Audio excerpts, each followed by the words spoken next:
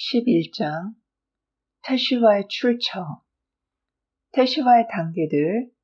비나 이해심 측면으로부터의 태시와가 있습니다. 이 태시와는 너무 높아서 궁극적으로 의도적인 죄로부터 정죄화하고 그것으로 생명을 얻습니다. 이 태시와는 어떤 태도와 형태를 취하든지 간에 처음에는 사람의 초기 회한의 결과 약점으로 고통받는 것이 사실입니다. 하지만 그 후 그것은 기쁨과 천상의 인식, 의도적인 죄악의 장점으로의 전환에 확장된 의식으로 변합니다.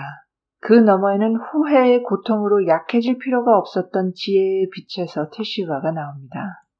그것은 의도적인 죄가 이미 정오에 나처럼 빛나고 있다는 것을 발견합니다.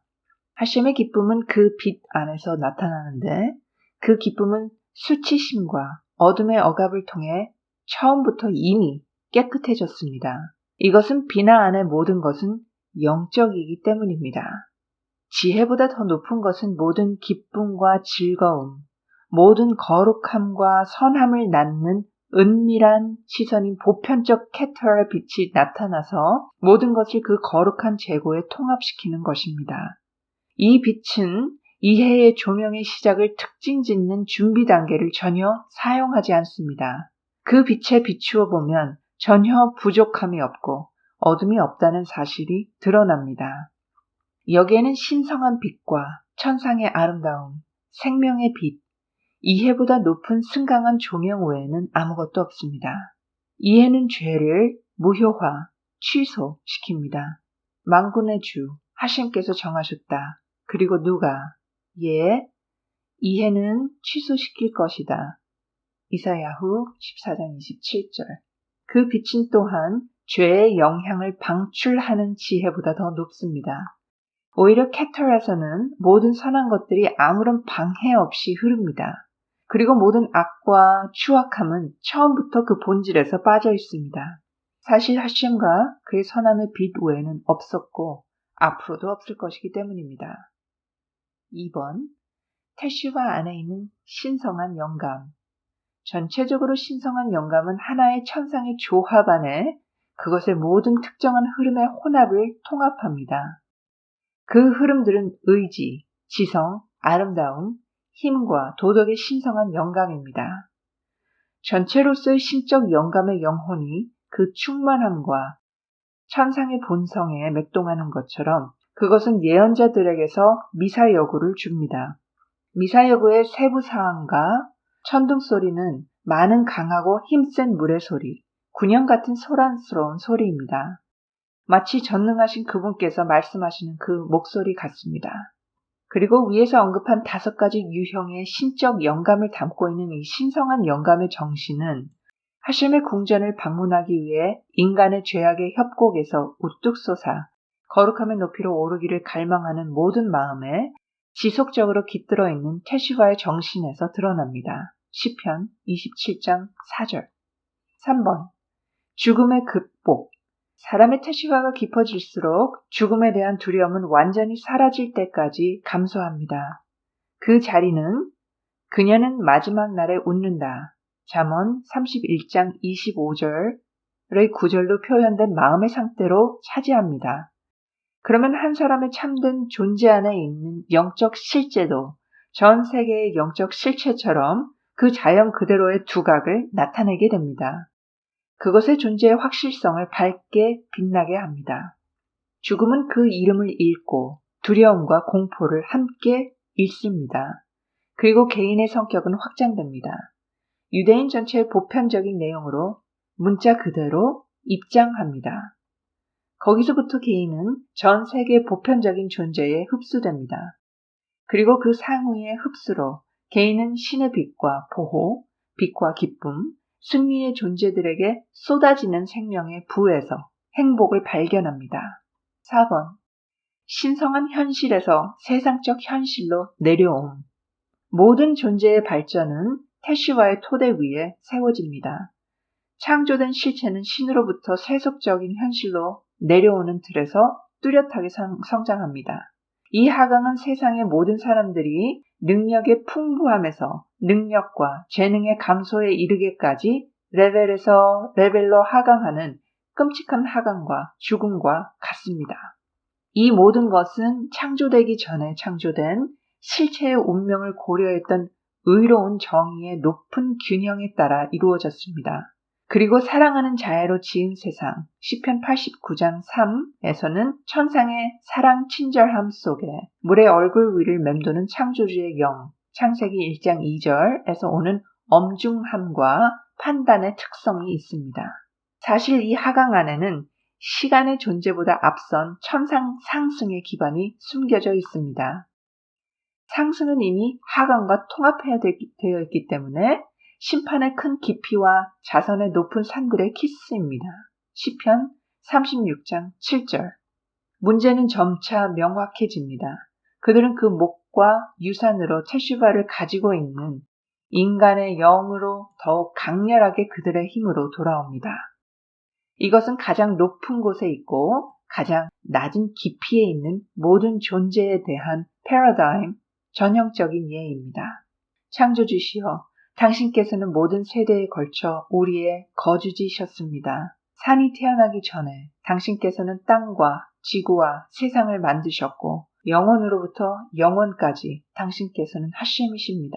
당신께서는 인간을 전 세계의 현실로 되돌려 놓습니다. 당신께서는 사람을 타락한 상태로 되돌려 놓고 인간이여 돌아가라 라고 말씀하십니다. 시편 90장 1절에서 3절. 그리고 영적, 육체적 존재 안에 있는 가장 특별한 존재들의 단계를 고심해 볼 수 있습니다.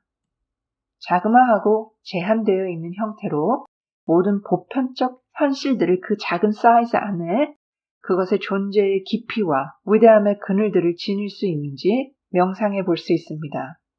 우리는 더 이상 태시와의 비밀이 인간의 사고 과정의 세계관의 비행 시작부터 그의 행동 특징의 가장 구체적인 세부 사항까지 인간의 정신의 깊숙한 곳까지 깊이 파고드는 것에 대해 놀라움을 경험하지 않을 것입니다. 그리고 이러한 문제들은 진행되어 모든 인류의 역사적 과정에서의 그들의 활동으로 돌아갑니다. 그리고 우리가 인간의 질적 가치와 그의 정신, 그리고 그가 그의 본성을 그것에 각인시킴으로써 현실에 주는 성격을 더 잘 알게 될 것입니다. 우리는 즉시 가장 넓은 범위에서 거대하고 우주적인 태슈바 사이의 복사 관계를 명확히 바라볼 것입니다.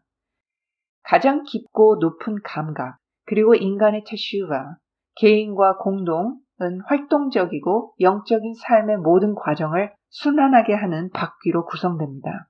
제가 깊은 곳으로부터 당신을 부릅니다. 시편 118장 5절. 5번. 태슈바의 존재는 모든 행동의 기초가 그 안에 있는 영적 본질임을 나타냅니다. 그 본질은 사람의 행위를 그의 영적 토대 위에 각인시킵니다. 사실 행위의 내용은 상징적인 개념일 뿐만 아니라 실체 세계의 근간으로 짜여져 있습니다.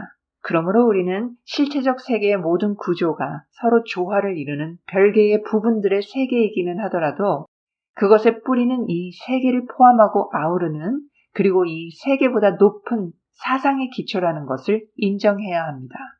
태슈바는 사람과 그의 세계를 이 뿌리인 태슈바의 세계로 끌어올립니다.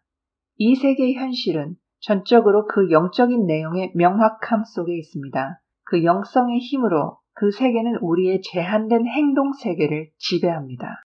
그리고 사람의 생각이 태슈바의 천상의 세계에 새겨진 각인에 따라서 우리의 행동 세계의 구조도 확립되었습니다. 6번. 그 선함은 이미 존재함. 신비주의 원칙에 따르면 악한 사람의 모든 선한 행동은 악하고 오염된 곳으로 갑니다. 그러나 거룩하신 분, 축복받으신 그분께서는 이 사람에게서 상을 빼앗는 것이 아니라 세상에서 그가 행한 아주 작은 미츠바조차도 보상해 주십니다. 그 모든 과정은 그 자체가 사악함의 일부입니다. 그렇다면 의인의 모든 죄와 악행도 이 세상에서 보상받을 것, 잠언 11장 31절에 쓰여 있지만 그와 가까운 자들을 벌하는 큰 폭풍이 창조주를 에워싸고 있다. 시편 50장 3절 말씀에 있는 대로 그럼에도 불구하고 그렇다면 의인의 모든 죄와 악행도 잠언 11장 31절에 나온 말씀처럼 이 세상에서 보상받을 것이라고 하지만 그와 가까운 자들을 벌하는 시편 50장 30절 말씀에 의거해서 큰 폭풍이 창조주를 에워싸고 있다라고 합니다. 그럼에도 불구하고 모든 것은 선의 척도가 순환의 척도를 초과한다는 원리에 부합합니다. 요마 76a, 산헤드린 100a. 그리고 그 원리는 거룩하고 좋은 빛을 강화하고 확장시킵니다. 이로부터 우리는 일반적으로 민족에 대하여 악한 민족의 모든 선행은 우주 안에서 악을 강화하며 이사야 26장 2절의 말씀에 국가들의 친절은 죄악이다 라는 것을 이해할 수 있습니다. 그러나 이스라엘을 두고 믿음에 헌신한 의로운 민족 이사야 26장 2, 이 구절이 창조주를 애워싼다. 시편 50장 3절 여기서는 거룩하신 분, 축복받으신 분과 함께한 자는 머리카락의 측량치와 같이 엄격하다라고 바바카마 50장 A에 나와 있습니다. 하심께서는 전체적으로 지상의 모든 가족 중에서 오직 너만이 알고 있으니 나는 너의 모든 왜곡을 정확히 셀 것이다. 에이모스 3장 2절. 그런 근원에서 오는 모든 잘못은 대부분 선한 것이며 그 내면에 있는 잘못은 온전히 선한 것임을 보여줍니다. 그것은 정말로 그 내면의 비밀을 방해, 큰 빛과 광대한 구원을 담고 있습니다. 그러므로 우리의 현자들은 부족들, 즉 요셉의 형제들의 죄가 전 세계에 자양분을 주었다고 가르칩니다.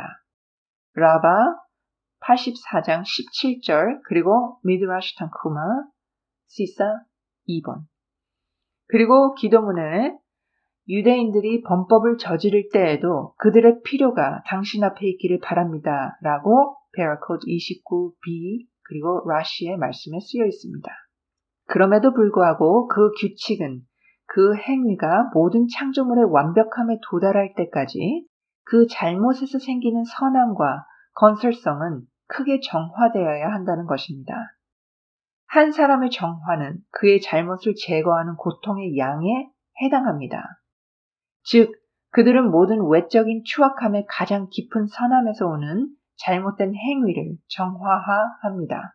그들은 그것을 진리와 거룩함의 삶을 사는 가장 깊은 토대 위에 놓습니다. 그리고 의인의 그 모든 행위들은 하나도 잃어버려지지 않기 때문에 시편 1장 3절에 나오는 바와 같이 그의 잎이 시들지 않고 그가 하는 모든 일이 성공할 것이며 아주 가볍고 작고 작은 것일지라도 모든 잘못은 그 거룩한 영혼의 모든 움직임이 향하는 보편적이고 최상이며 정결한 활동을 위해 숙청되어야 합니다.